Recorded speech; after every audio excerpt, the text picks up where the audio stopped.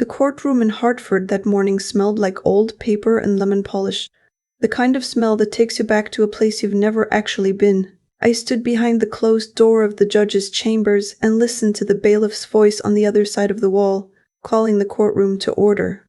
My hands weren't shaking.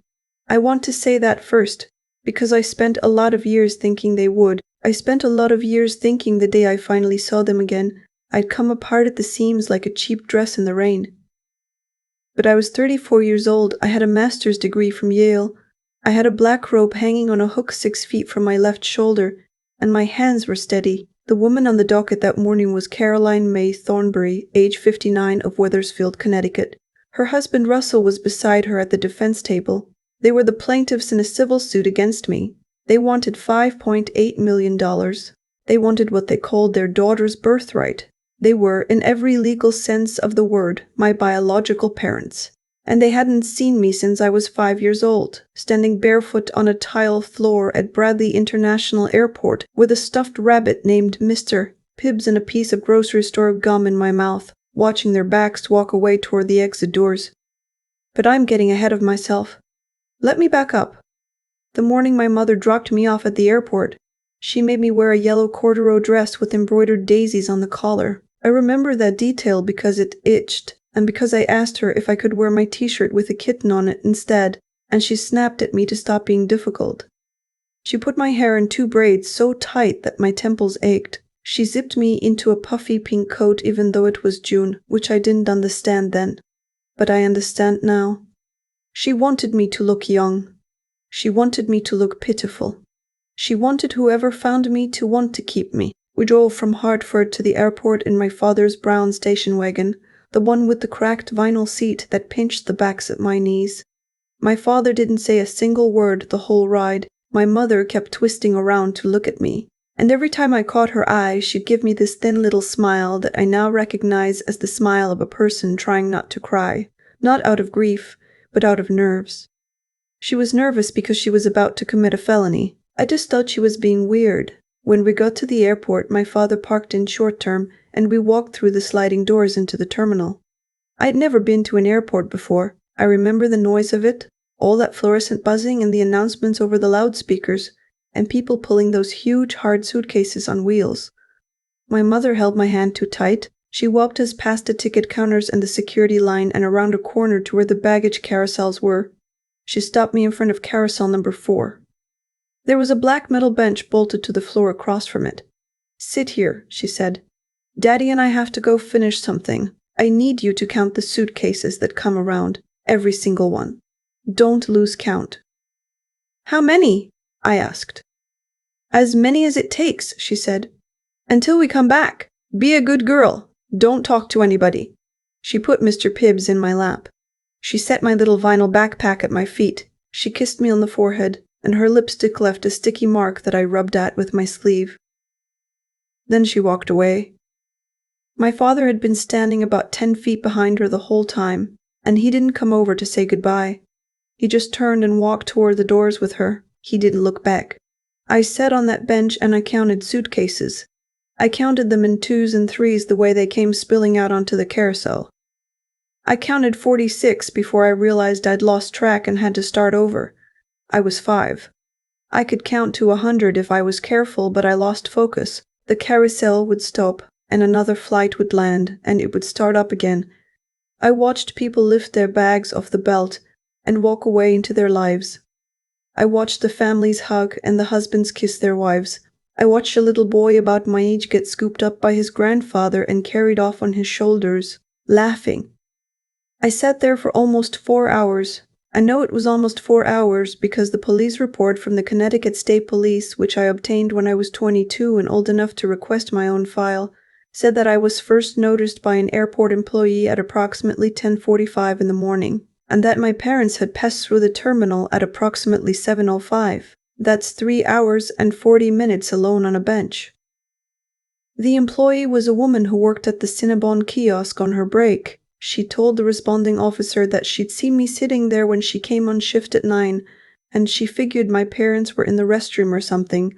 But when she came back on her second break and I was still there, alone, with my coat zipped up and my face streaked with tears, She walked over and asked me where my mommy was. I told her my mommy was counting bags too, but somewhere else. That was when she called security. But the person I remember most from that day wasn't the Cinnabon woman, and it wasn't the police officer who eventually came to get me. It was an older man in a navy windbreaker who sat down on the bench next to me about an hour before any of that happened. I want to talk about him now, because everything in my life that came after, every single thing, traces back to him. He had white hair, neatly combed, and a face that was lined but kind, the kind of face that looks like it was carved out of a warm piece of wood. He had a leather briefcase that he set on the floor between his feet. He didn't look at me at first. He just sat down at the other end of the bench, opened up a newspaper, and started reading. After a few minutes without looking over, he said, "That's a nice rabbit." I looked at Mr. Pibbs. I held him a little tighter. "My granddaughter has one like that," he said. "Hers is named Theodore. She named him after her grandfather, which I find very flattering." I didn't say anything. My mother had told me not to talk to strangers. He folded his newspaper and set it down. He didn't move any closer. He just said, "My name is Theodore, as a matter of fact. Theodore Aldrich. Most people call me Teddy. And it occurs to me, miss, that you've been sitting here for quite a long time. And I've been watching the carousel, and I think we may have missed the same flight." I looked at him.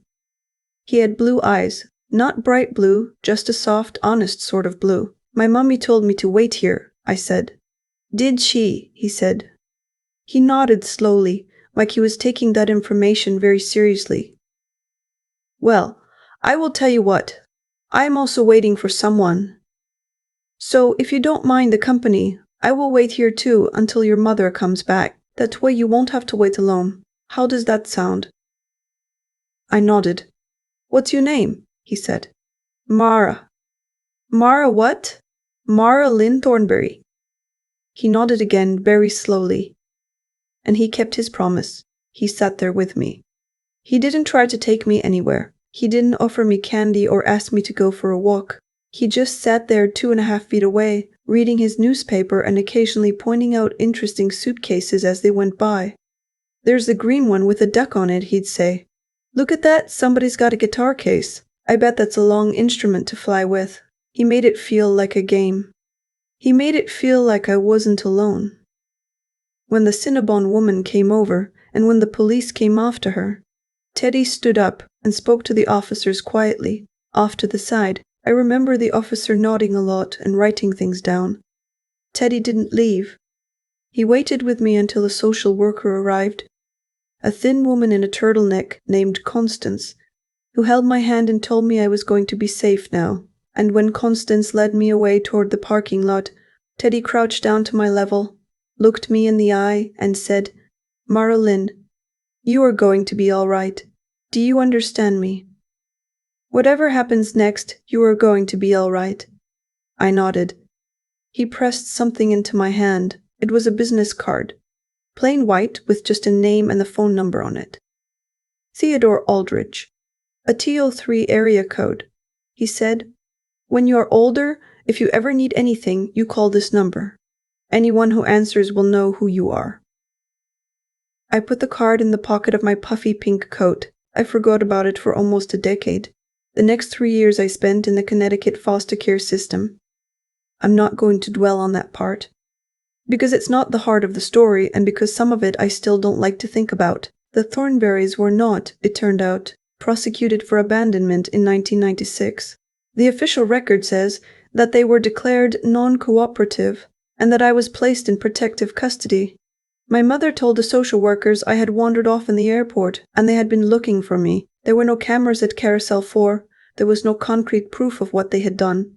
Only my 5-year-old testimony and a 5-year-old's testimony in 1996 in front of a Connecticut family court judge who didn't want a long trial was not enough. They lost the parental rights through neglect proceedings, but they were never criminally charged.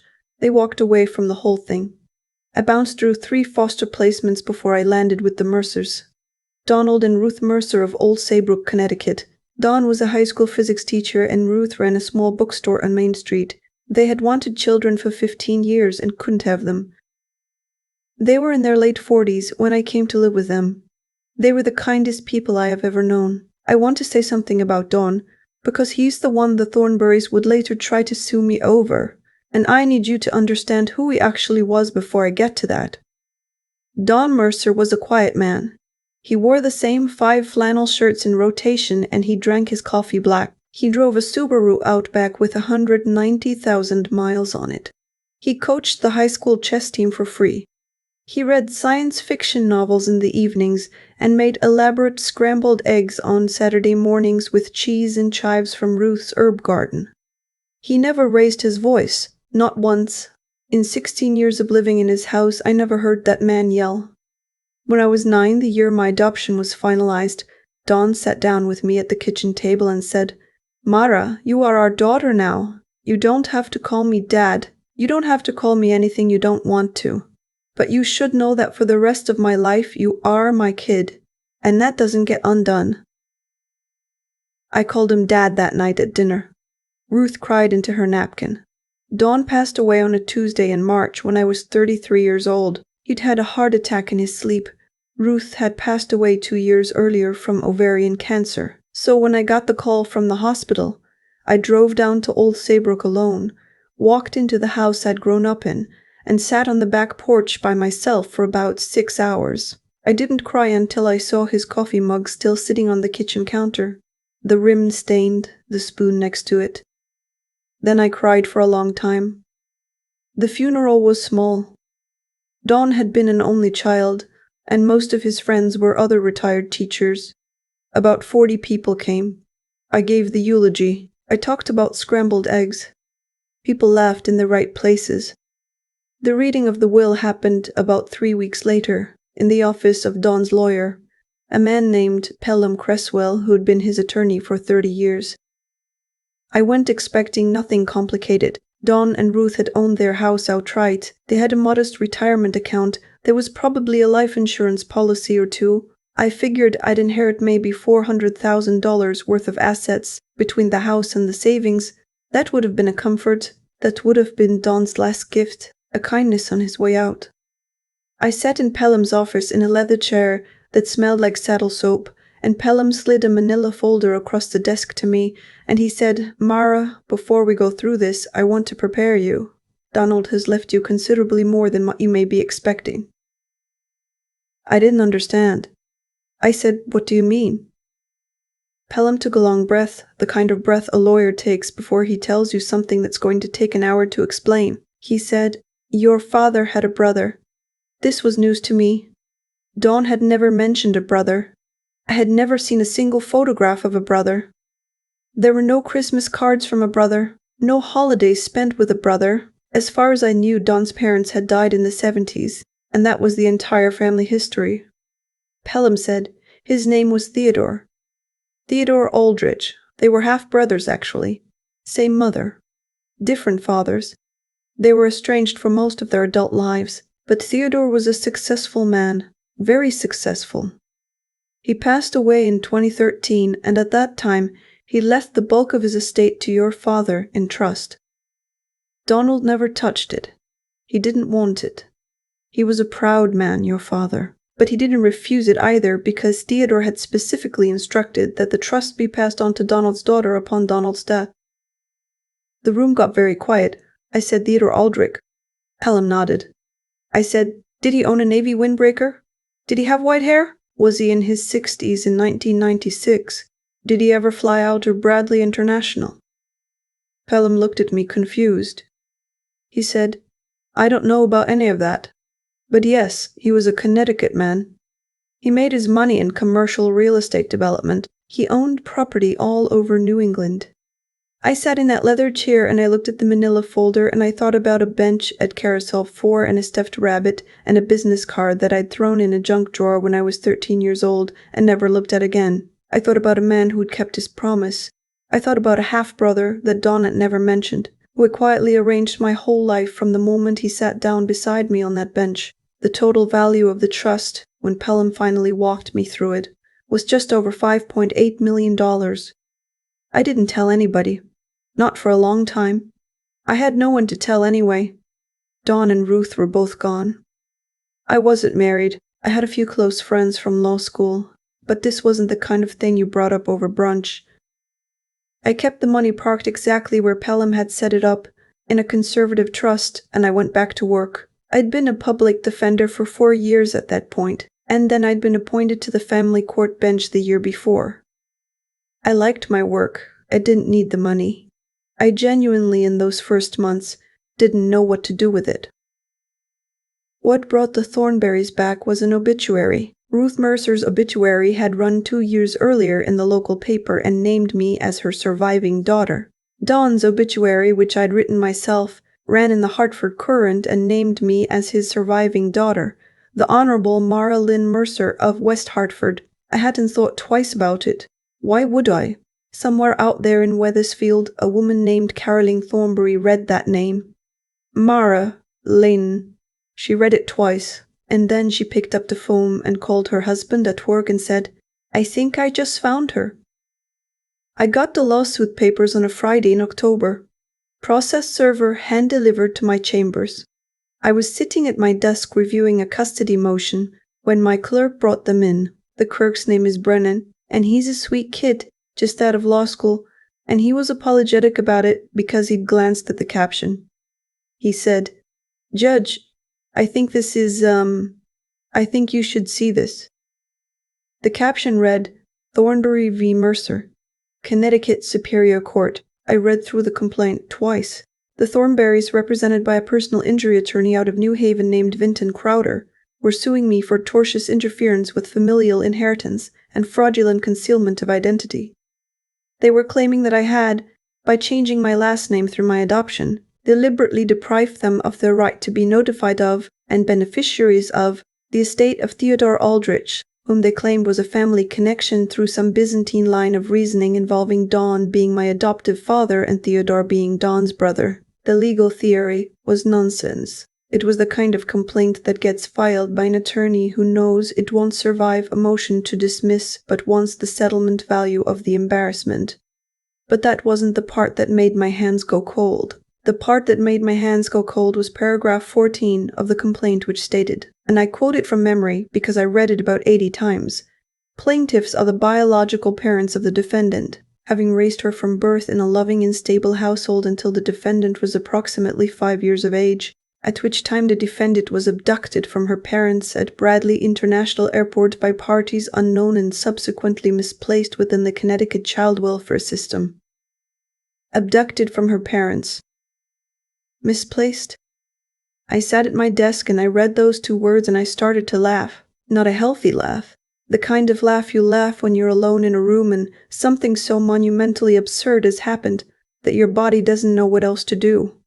I hired a lawyer that afternoon. Her name is Imani Vasquez Hollander, and she's the most terrifying woman I have ever met in a professional capacity, which is exactly what I wanted.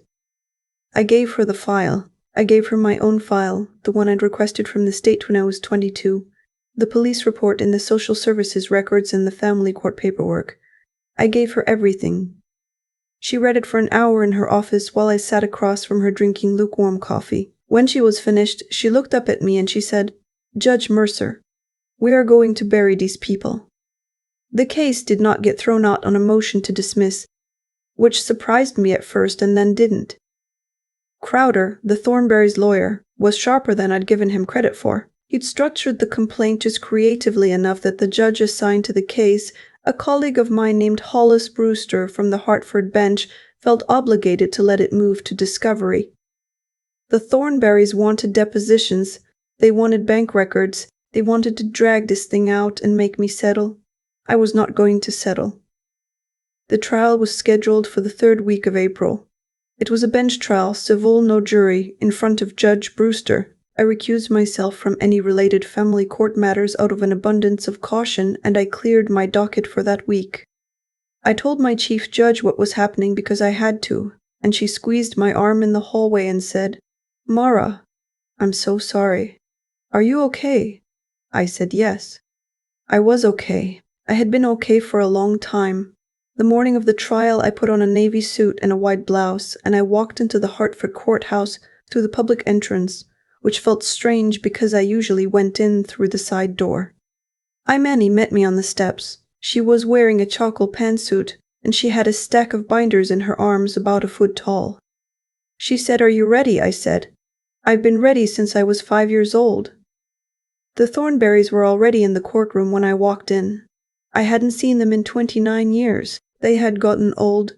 My mother, Caroline, was heavier than I remembered, with hair dyed an aggressive shade of auburn and a navy dress with a lace collar that looked like it had been purchased specifically for this proceeding to make her look churchy and respectable. My father, Russell, was thin and stooped, with the gray skin of a man who'd spent too many years smoking.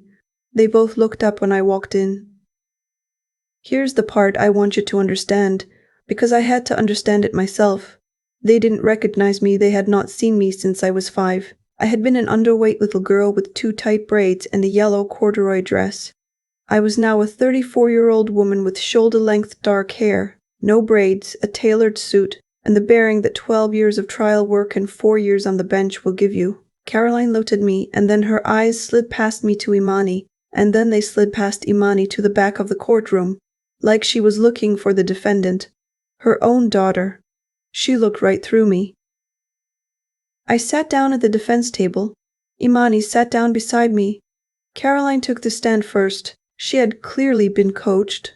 She told a story about a happy little family in Wethersfield, a daughter named Mara who had been the light of their lives, a tragic day at the airport where they had become separated from their child during a chaotic moment near the baggage claim, a frantic search, a heartbroken family that had spent decades looking for her. She cried at the appropriate moments. She dabbed her eyes with a tissue that I am certain she had practiced dabbing. She said on the record that she had spent the years from 1996 to the present praying every single night for her daughter's return. Russell took the stand next. His testimony was thinner. He mostly nodded along to what Caroline had said. He claimed they had filed missing persons reports, which they had not. He claimed they had hired private investigators, which they had not. He claimed they had only just discovered through Don Mercer's obituary that their daughter had been recovered by another family without their knowledge. Then Imani stood up to cross-examine and the room got very quiet. She started with paper. She always starts with paper.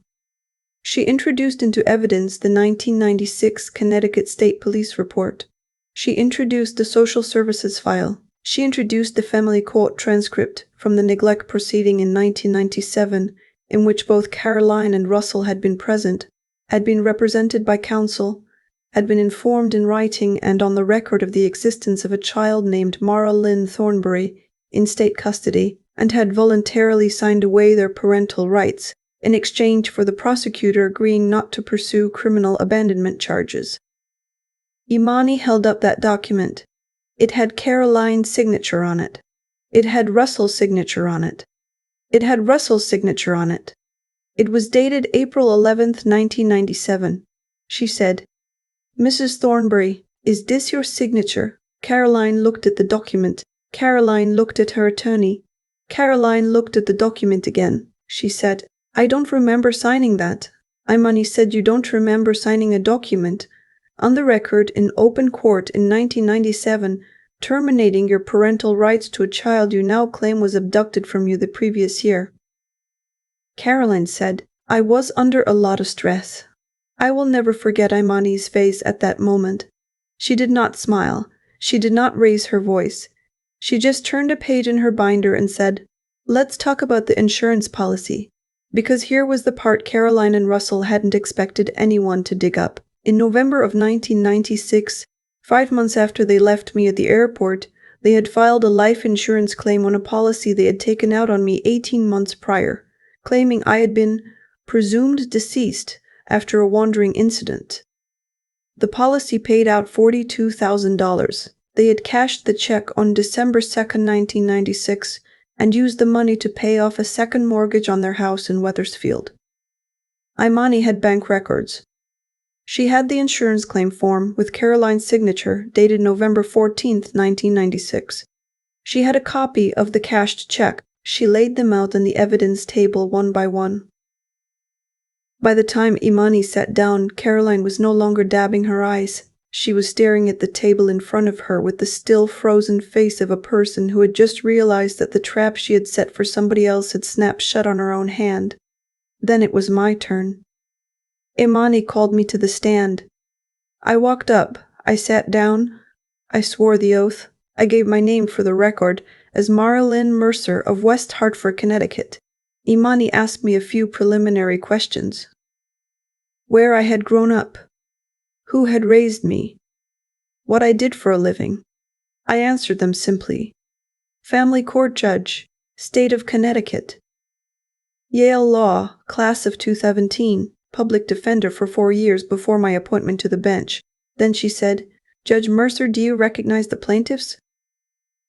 I looked over at the plaintiffs' table.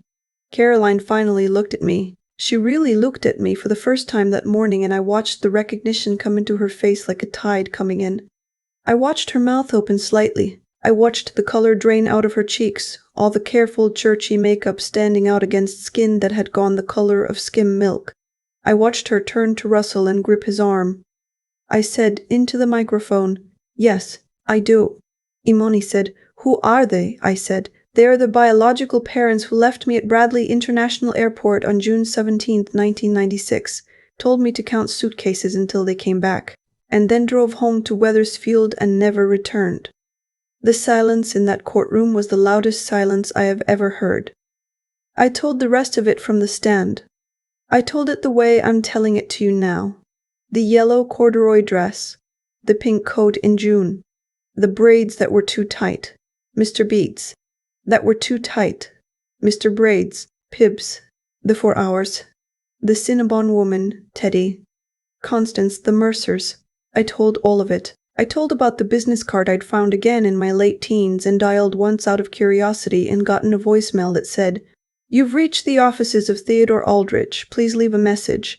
And I'd hung up without saying anything because I didn't know what to say. And then a few weeks later a card had arrived at the Mercer house addressed to me, with no return address, that said only, I'm glad you're well. T, in shaky handwriting. I told about the trust. I told about discovering, after Don's death, who Teddy really was. I told about how Don had never spent a cent of his half-brother's money, because he didn't want to, but had passed it on to me when he died because Teddy had asked him to, and because Don believed in keeping his word to people he loved, even people he hadn't seen in 50 years. I said the money had not come from Caroline and Russell Thornbury. The money had come from a stranger on a bench who had decided on a Tuesday morning in 1996 that a little girl in a pink coat was not going to be alone in the world. I said the only thing the Thornberrys had ever given me was a head start on learning who not to become. Imani had no further questions. Judge Brewster ruled from the bench. He found for the defense on all counts. He referred the matter on his own motion to the Connecticut Attorney General's office for review of possible criminal charges related to the 1996 insurance claim. Caroline Thornbury was eventually charged with insurance fraud and conspiracy to commit fraud. She pleaded out and served 14 months at York Correctional Institution in Neontic. Russell got 18 months because of a prior and served 13. They lost the house in Wethersfield to legal fees. Their other daughter, a woman named Adrian, who I learned about for the first time during discovery, born to them in 1998, cut off contact with them entirely after the verdict came down. She wrote me a letter 6 months later, asking if we could meet. We did.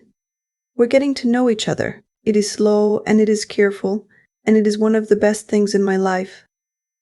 I used part of Teddy's money to start a small foundation. We work with the Connecticut Department of Children and Families. We provide emergency placement funds for kids who come into the system the way I did, with nothing but the clothes on their backs and a stuffed animal if they're lucky. We call it the Carousel Fund. Most people who donate don't ask why.